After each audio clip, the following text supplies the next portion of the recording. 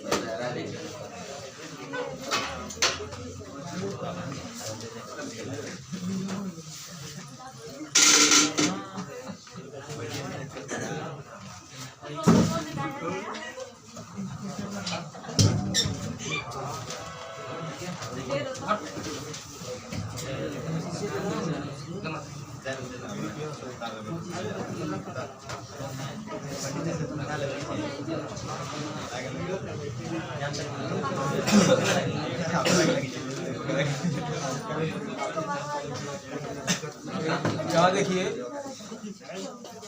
आपको बताया गया था जो है क्या बता रहे थे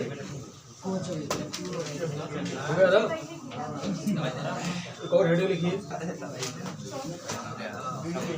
लिखिए अगला शांत रहिए। अगला हेडिंग लिखो एल्किल लिखेंगे एल्किल ट्राई हेलाइड के जल अपघटन द्वारा एल्किल ट्राई हेलाइड के एल्किल ट्राई हेलाइड के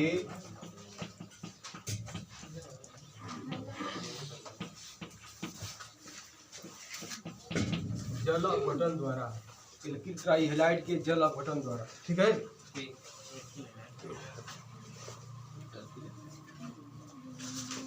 तो समझ लेंगे जो है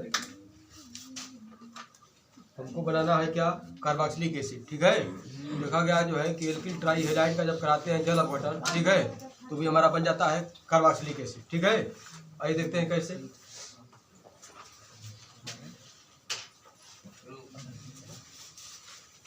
पहले हेडिंग को समझ लीजिए एल्किल ट्राई हेलाइड का जब कराएंगे जल अपघटन, ठीक है, तो हमारा बना देगा मोनो कार्बोक्सिलिक एसिड। आइए देखते हैं कैसे। इससे बताया गया जो है RCH2 बात नहीं करेंगे जी।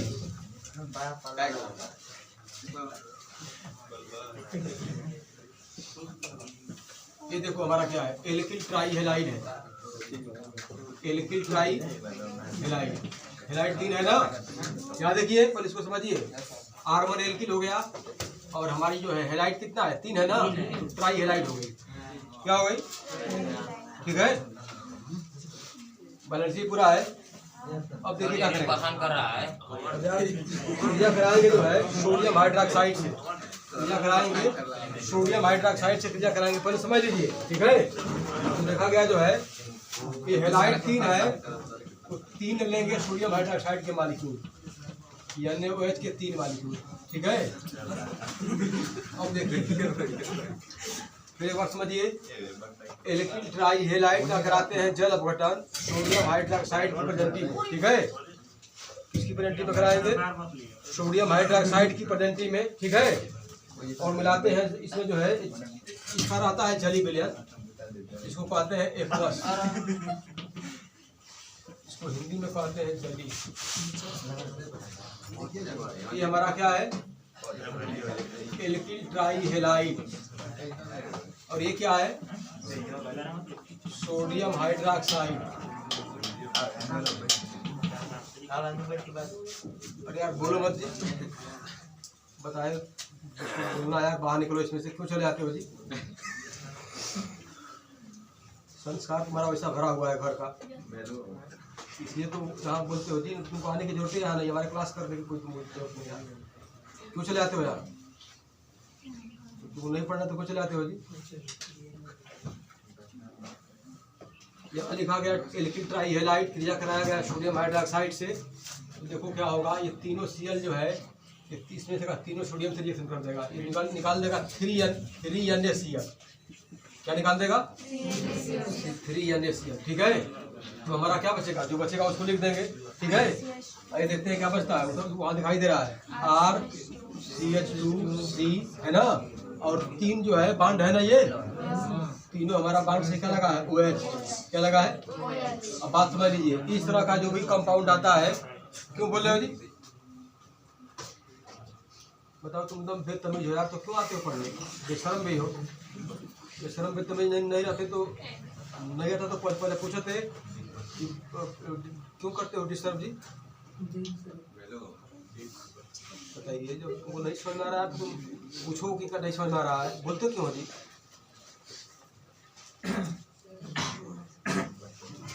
अब देखो, इस तरह के कंपाउंड जो है होते हैं अनस्टेबल होते हैं। क्या होते हैं?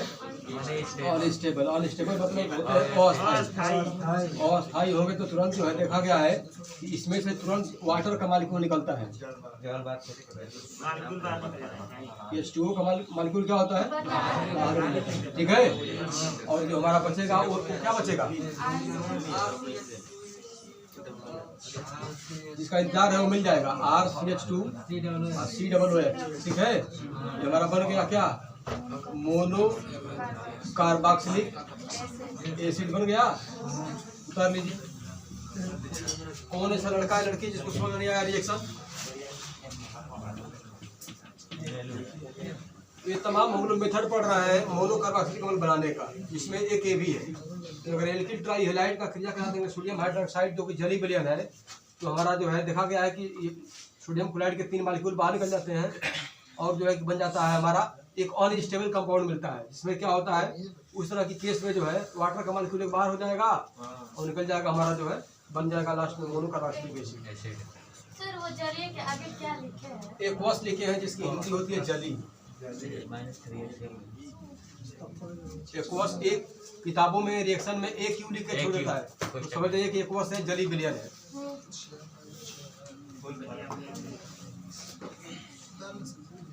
उतार लीजिए, क्या शायद पूछेंगे, पढ़ लीजिए।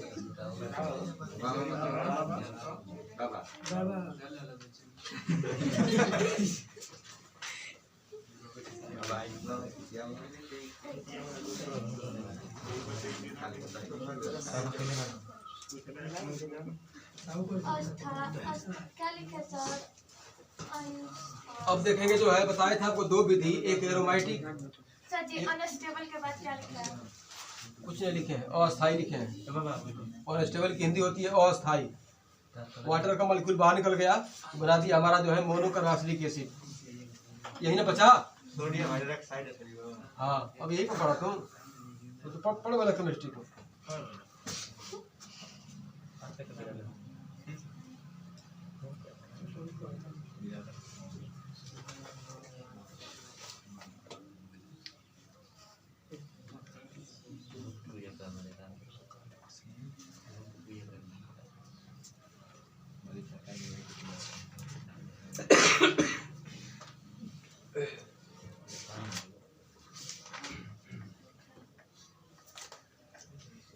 जल्दी करिए, क्लियर कर दीजिए, क्लियर दोहरा के हुई, मतलब क्लीन कर दीजिए। क्लीन तो हो जाएगा, जल्दी हो गया। Yes sir. अब देखिए जो है आपको शुरू में बताए थे कि 2 मेथड तरीका से इसको बताए थे। एक तो हमारा जो है कि एलिफैटिक वाला है, एक एरोमेटिक है। तो एलिफैटिक आप समझ गए, एक दो बता दे रहे हैं एरोमेटिक का, तब चलते हैं PPCP काम खत्म करते हैं। ठीक है, कहाँ गया जी? अब लिखिए हेडिंग जो है, हेडिंग लिखिए अगला, एरोमेटिक मोनो कार्बोक्सिलिक एसिड बनाने की विधि। हेडिंग वो तो लिख लेंगे, मोनो एरोमेटिक, वो तो हमारा जो पढ़ रहे थे एलिफैटिक है। एरोमेटिक माने बेंजीन रिंग के रूप में रहेगी कार्बोक्सिलिक एसिड। ठीक है, एरोमेटिक मोनो कार्बोक्सिलिक, हेडिंग है एरोमेटिक मोनो कार्बोक्सिलिक अम्ल बनाने की विधि। कार्बोक्सिलिक एसिड बनाने की विधि। एसिड बनाने की विधि, ऐसे विधि तो तमाम विधियां हैं, लेकिन आपको एक ही दो बता करके हम आगे बढ़ेंगे। एक लिखिए हेडिंग, इसमें भी हेडिंग लिखिए। हाँ, ए लिख लीजिए। सैलिसिलिक एसिड पर जिंक, सैलिसिलिक एसिड पर जिंक की क्रिया द्वारा। हेडिंग सैलिसिलिक लिखिए, लिख दीजिए। सैलिसिलिक नहीं लिख पाओगे, हिंदी में नहीं लिखा, अंग्रेजी में लिखो। तो अभी नहीं क्या हुआ। सैलिसिलिक, सैलिसिलिक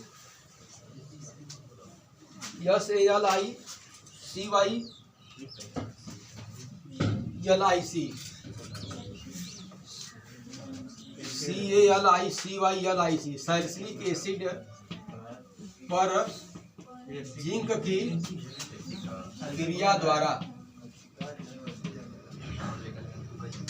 हेडिंग है सैलिसिलिक एसिड पर जिंक की क्रिया द्वारा। तो थोड़ा बात को समझ लीजिए।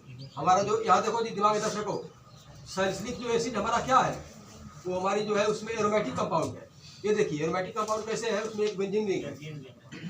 तो जिस भी कोई भी वे कंपाउंड या वे होगी जिसमें, यहाँ देखिए पीछे मत देखो, पीछे में जगह बात ले मारो पटक के उसको समझ आएगा। कपड़ा पर रख दो। तो यहाँ देखिए एरोमेटिक जो सैलिसिलिक एसिड हमारा एरोमेटिक कंपाउंड है, कैसे है उसको देख रहे हैं। दुनिया में कोई भी अगर एरोमेटिक कंपाउंड होगा तो उसमें एक बेंजीन रिंग हाउस मिलेगी, दो भी हो सकती है, एक तो निश्चित रहेगी, ठीक है। और उस पर जिंक की क्रिया करा देंगे तो मोनोकार्बोक्सिलिक मिल जाएगा, लेकिन एरोमेटिक के रूप में मिलेगा। इसलिए लिखवाए थे कि एरोमेटिक दो तरह के होते हैं, एक एलिफैटिक हमारा है मोनोकार्बोक्सिलिक और दूसरा है एरोमेटिक कार्बोक्सिलिक, ठीक है। तो पहले तो मालूम होता है कि सैलिसिलिक एसिड का फार्मूला क्या है, ये देखिए, बताइए।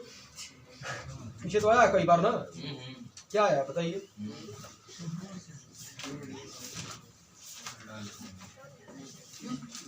यहाँ देखिए सैलिसिलिक एसिड हमारा, यहाँ देखिए बोर्ड पर बेंजीन रिंग हो गई, OH होता है, यहाँ पर जो है कि आर्थो पर लगा होता है COOH। ये हमारा है सैलिसिलिक एसिड। ये क्या है, सैलिसिलिक एसिड है। अब बात को समझ लीजिए, इसमें क्रिया कराते हैं जिंक की, किसकी क्रिया कराते हैं, जिंक की। कहोगे कि तो COOH पहले से लगा हुआ है, तो यहाँ OH भी तो लगा हुआ है, और हमारा मोनोकार्बोक्सिलिक में OH तो रहता नहीं है। जिंक की जब क्रिया कराएंगे, ठीक है, तो देखो क्या होता है। यहाँ पर क्या होगा, यहाँ पर हमारा निकलेगा जिंक ऑक्साइड। क्या निकलेगा, जो O है ना, इसमें का O, इसमें का Zn जाकर निकाल देगा -ZnO। जिंक ऑक्साइड निकाल देगा। क्या करेगा, जिंक ऑक्साइड निकाल देगा, ठीक है। अब क्या बचेगा, इसका इंतजार है, बन जाएगा मोनोकार्बोक्सिलिक एसिड। वहाँ लगा दीजिए जो है COOH, तो यहाँ ये है, यहाँ पर क्या बचेगा, H बचेगा। क्या बचेगा, H। तो ये तो हर कार्बन, हर कोने पर ही हर कार्बन साइड लगा हुआ है ना, कोई दिक्कत नहीं है ना। इसी को कहते हैं क्या, मोनोकार्बोक्सिलिक एसिड। Monocarboxylic acid. इस हाइड्रोजन से मत घबराइए, हाइड्रोजन रहे चाहे मत रहे, अब चाहे तो हर जगह हाइड्रोजन लगा दो, कोई दिक्कत नहीं है। हाँ, लेकिन यहाँ पर हाइड्रोजन नहीं है, वो हाइड्रोजन गायब हुआ तभी तो COOH आकर क्या हुआ, लग गया। उतार लीजिए। जब हाइड्रोजन हटता है तो कोई ना कोई ग्रुप एल्किल या हमारा कोई भी ग्रुप आकर के लग जाता है, इसलिए हाइड्रोजन को कहते हैं प्रतिस्थापनी समूह। हाँ जी, खड़ा होकर पूछिए, बैठिए, पूछिए, चलिए बोलिए। जो -ZnO लिखे हैं उसको सर क्यों लिखे हैं? अरे लिखे हैं कि इसमें का O और इसमें का ZnO निकलता है बाहर, ये देखिए। तो तभी तो हमारा बचा हुआ, इसमें का H बच गया, यहाँ पर वो ऑलरेडी है। इसको कहते हैं कार्बोक्सिलिक एसिड। क्या कहते हैं, तनी हेगा देखा मजा में हेगा के जो खुल जाता है तो लाख के पड़ा ना। इसको कहते हैं C6H5COOH है, ये देखो। अरे इसको ऐसे लिखो चाहे ऐसे लिखो। पहले बेंजीन था, एक H से गायब हुआ है, इसके बदले में आके COOH लग गया है, हो गया है हमारा मोनोकार्बोक्सिलिक। हो गया है क्या, मोनोकार्बोक्सिलिक एसिड, कार्बोक्सिलिक एसिड। हाँ, अब देखिए इसमें राज छिपा हुआ है, ये देखिए राज छिपा है। हम तो लिख दिया कि मोनोकार्बोक्सिलिक एसिड, तो उसका वास्तव में नाम क्या है, वो तो मोनोकार्बोक्सिलिक अम्ल तो उसे उसे कहते हैं जिसमें COOH होता है। इसका कोई नाम भी तो केमिस्ट्री में है ना, बताइए। इसका नाम है यार बेंजोइक एसिड है। ये क्या है? इसका नाम क्या है? इसका नाम क्या है? Benzoic acid. C6H5COOH क्या है? Benzoic acid. क्या है? बेंजोइक एसिड, जो कि हमारा उसमें COOH चूंकि एक है तो मोनोकार्बोक्सिलिक हो गया।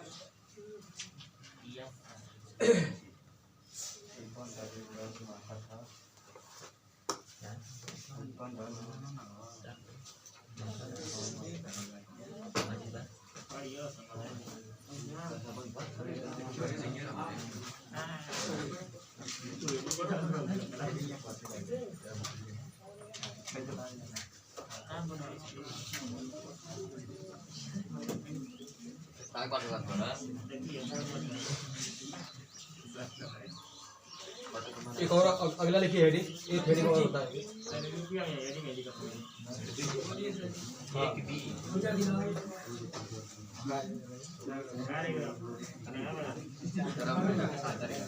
ये बात नहीं करेंगे।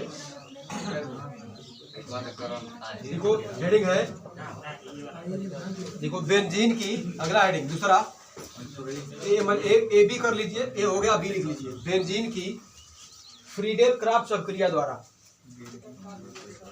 बेंजीन की फ्रीडेल क्राफ्ट अभिक्रिया द्वारा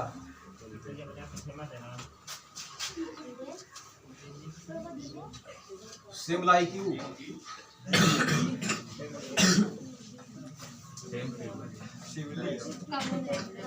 बेंजीन की फ्रीडेल क्राफ्ट अभिक्रिया द्वारा, क्रा आधा फो आटो तो कई बार आया जी।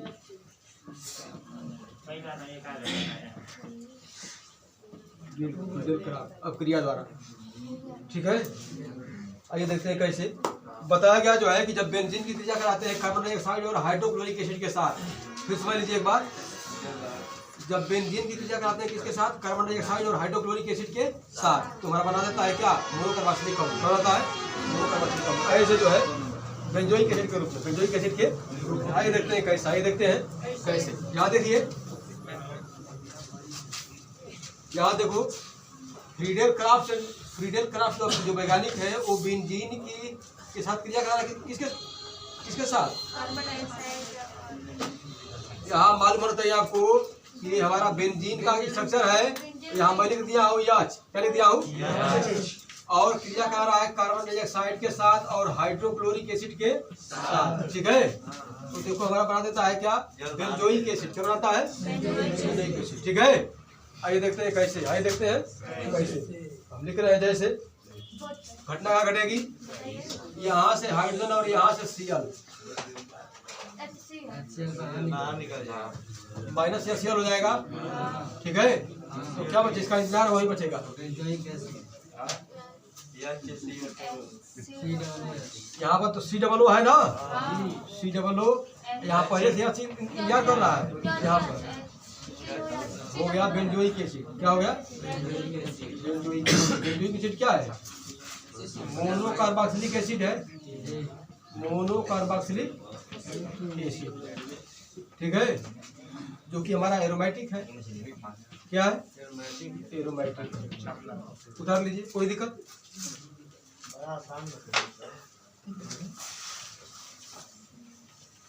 इसका नाम बेंजीन है। इसका नाम आपको मालूम है, इसका नाम आपको मालूम है। सी माने कार्बन, 2 डाइऑक्साइड, H माने हाइड्रोजन, Cl माने क्लोराइड, या इसी को हाइड्रोक्लोरिक एसिड भी कहा जाता है।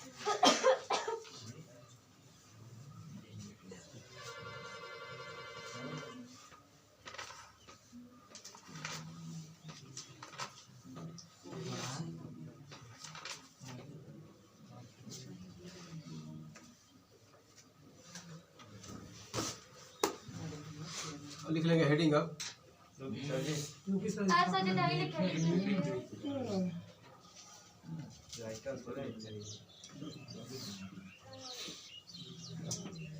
मोनोकार्बोक्सिलिक एसिड के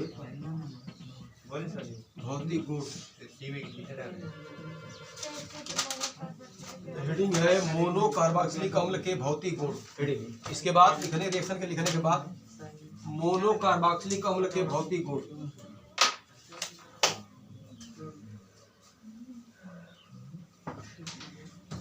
मोनो कार्बोक्सिलिक अम्ल के भौतिक गुण।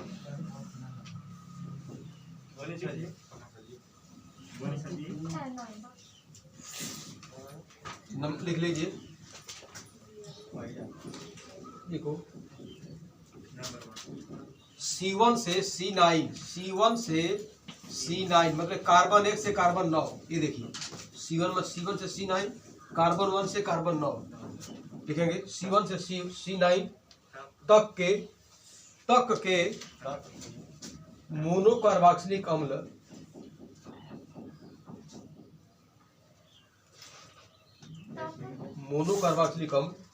मतलब 60 में लिखा जाए तो R कर दीजिए। रंगहीन द्रव होते हैं, रंगहीन द्रव होते हैं, अम्ल रंगहीन द्रव होते हैं। नंबर 2 लिख लेंगे, लिखेंगे उच्च सदस्य, ये तो निम्न थे, उच्च सदस्य कोश में लिख लीजिए। कोश में लिखेंगे C9 से अधिक, कार्बन 9 से अधिक, कार्बन 9 से अधिक वाले, कार्बन 9 से अधिक, ठीक है। मोम के समान, मोम के समान रंगहीन ठोस होते हैं। मोम के समान रंगहीन ठोस होते हैं, रंगहीन ठोस होते हैं। नंबर अगला,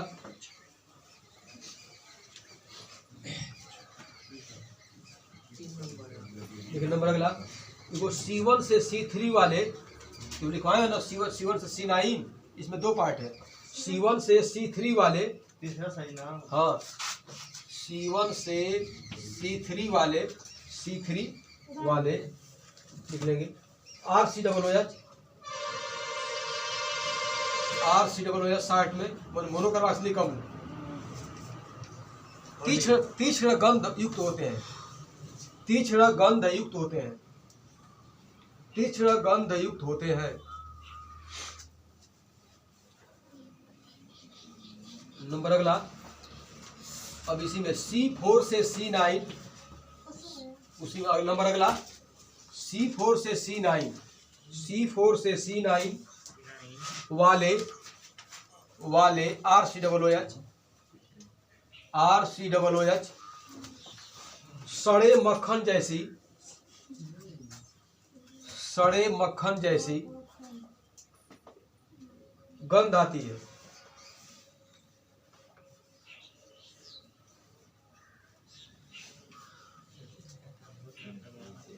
लिख लेंगे आगे, नंबर लास्ट है, देखो C10 से अधिक, हाँ C10 तथा 10 से अधिक, C10 तथा 10 से अधिक लिख लेंगे। गंधहीन होते हैं,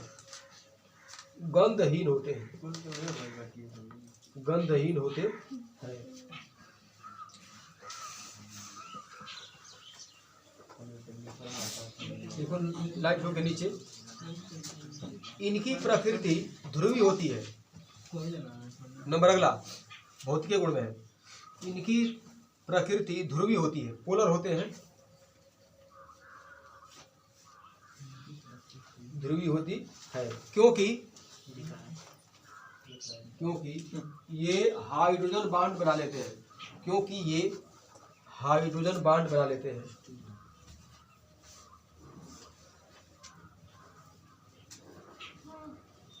हाइड्रोजन बांड बना लेते हैं। ठीक है, आइए देखते हैं कैसे बनाते हैं बांड।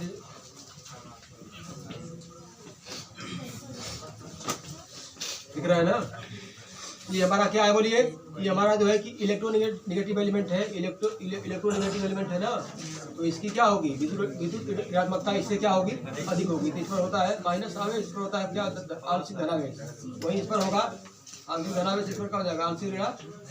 ठीक है, कोई दिक्कत है ना। उतार लीजिए, समझने के लिए है। उतारिए, पानी पड़ रहा है। हाँ पानी पड़ रहा है। ए जल्दी काम करिए, समझने के लिए। वही ने बताया आपको कहाँ से पानी पड़ रहा है। ये हमारा यहाँ देखिए कार्बन है ना, और ये ऑक्सीजन है, यहाँ पर हाइड्रोजन है और यहाँ पर क्या है, ऑक्सीजन है। तो क्या होगा, जो इलेक्ट्रिक जो होते हैं तत्व होते हैं, जो विद्युत ऋणात्मक तत्व होते हैं, है ना, वो तो नेगेटिव पावर पहले से उनका है। उनको जो प्रोटॉन खींचने की आदत है, देखिए प्रोटॉन को खींचने की क्या है आदत है, ठीक है। कोई देखो नेचर है उनका। तो हमारा जो ये हाइड्रोजन है, ये ऑक्सीजन की तरफ क्या होगा, इसका झुकाव होगा, ठीक है। वो यहाँ होगी, तो इस पर हो जाता है आंशिक ऋणावेश ऑक्सीजन पर, इस पर हो जाता है आंशिक धनावेश। यहाँ पर आंशिक धनावेश, यहाँ पर आंशिक ऋणावेश, ठीक है। बना लीजिए। हाँ बनाइए।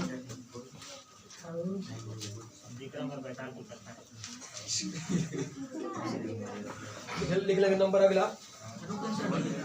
बारिश हो रही हो, धीरे धीरे। अरे बोलो मत, समय बर्बाद हो रहा। लिखो अगला, लिखो लिखेंगे विलेयता। भौतिक गुण में लिख लो हेडिंग, थोड़ा सा भौतिक गुण में थोड़ा लिख लो हेडिंग विलेयता। गुण में जो लिख रहे हैं तो पॉइंट दे करके ना, उसमें एक हेडिंग लिख लीजिए विलेयता, सॉल्युबिलिटी लिख लेंगे। C1 से C4 तक, C1 से C4 तक कार्बन नहीं हेडिंग तो विलेयता है, उसी में लिखना है। C1 से C4 तक, ठीक है, तक KRCOOH अरे मोनोकार्बन सिलिकम है। गाड़ी में बैठने पर आगे पता नहीं RCOOH। अम्ल में लिखो, अम्ल में ऐसे लिखिएगा, कौन अम्ल लिखो, अम्ल जल में अधिक घुलनशील होते हैं, अधिक घुलनशील होते हैं। क्यों होते हैं, कारण लिख लीजिए। जल में अधिक घुलनशील होते हैं क्योंकि ये जल के साथ हाइड्रोजन बांड बना लेते हैं, जल के साथ हाइड्रोजन बांड बना लेते हैं।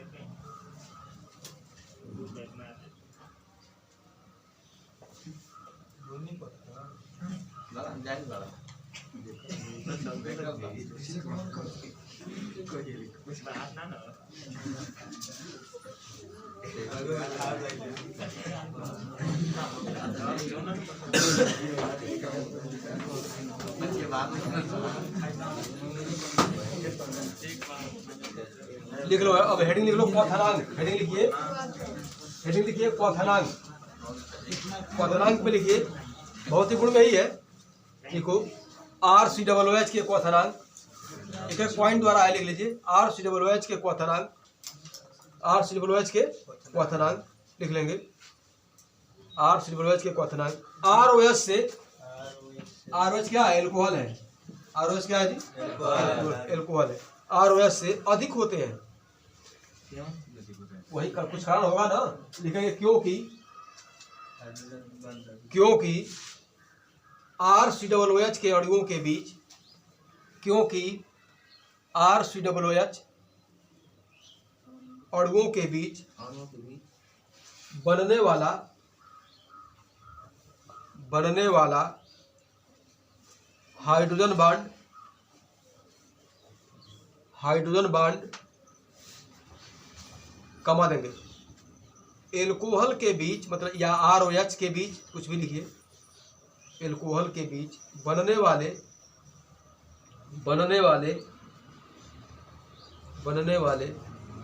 हाइड्रोजन बांड से अधिक प्रबल होते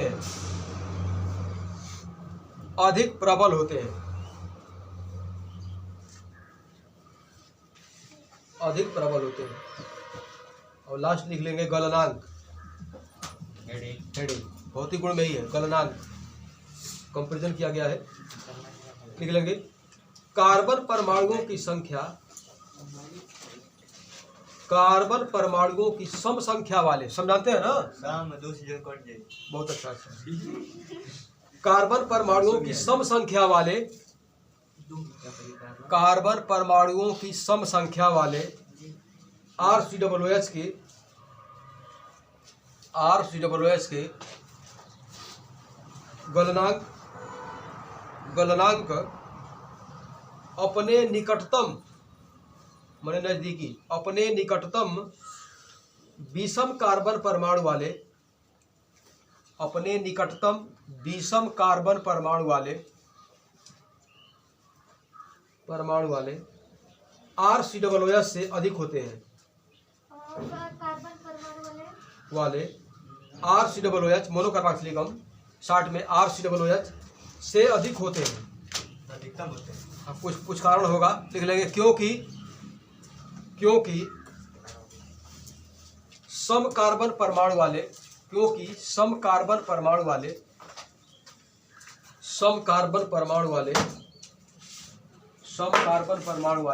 RCOOH या मोनोकार्बोक्सिलिक अम्ल एक प्रबल बाहर वाले आना तो नीचे मिल लेना जी तुम लोग। एक प्रबल जालक का निर्माण करते हैं। फिर लिख लीजिए, क्योंकि सम कार्बन परमाणु वाले RCOOH एक प्रबल जालक का निर्माण करते हैं। ठीक है। अब बात को समझ लीजिएगा। रासायनिक गुण हमको पढ़ना है, लेकिन रासायनिक गुण हम यहाँ नहीं पढ़ाएंगे। कारण क्या है ना कि इसमें हमको 2-3 कैसे पढ़नी है, जैसे फार्मिक अम्ल, एस्टिक अम्ल और ऑक्जेलिक अम्ल, उसी में रासायनिक गुण पढ़ लेंगे। ठीक है यार, तो यहाँ पढ़ाएंगे तो उसमें कम कर देंगे। दोनों बात एक ही है। ठीक है, अगला कंपाउंड लिखिए। अरे लिख के छोड़ दो, क्या दिक्कत? जल्दी से बोलते हैं। फार्मिक अम्ल लिखे। अगला कंपाउंड पढ़ेंगे हम फार्मिक अम्ल।